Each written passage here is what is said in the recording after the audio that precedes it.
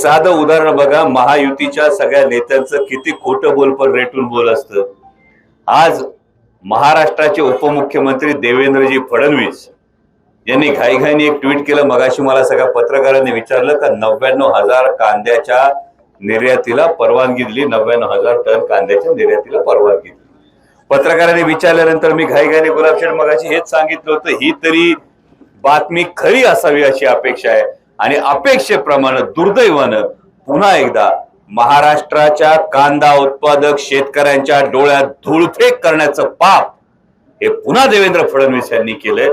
कारण केंद्र सरकारच्या मध्ये विदेश व्यापाराच्या संदर्भामध्ये DGFT जे असतं, डायरेक्टोरेट ऑफ फॉरेन ट्रेड, याचं नोटिफिकेशन येणं गरजेचं असतं। याचं कोणतंही कांदा निर्यात बंदी उठल्याचं नोटिफिकेशन हे DGFT नाही। याचा अर्थ नव्याने कुठलीही निर्यात बंदी उठलेली नाही। इतकंच नाही तर अतिरिक्त कांद्याची जे निर्यात होणं अपेक्षित होतं, यामध्ये अतिरिक्त हा शब्द सुद्धा त्यांच्या प्रेस नोट मध्ये नाही।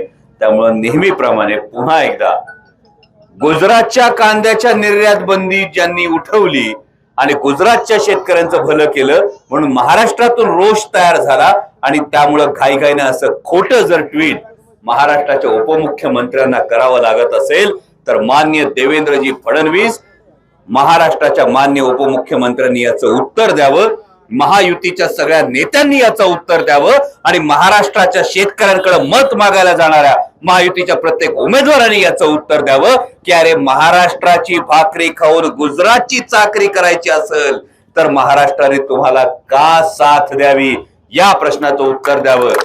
महाराष्ट्राच्या सर्वसामान्य कांदा उत्पादक शेतकऱ्याच्या तोंडाला पानं पुसण्याचं पुन्हा एकदा पाप, त्यांच्या डोळ्यात धुळफेक करण्याचं पाप हे जे माननीय देवेंद्रजी फडणवीस यांनी केलेलं आहे, हे अत्यंत दुर्दैवी आणि हाच आवाज आपल्याला संसदेत पोहोचवण्याचा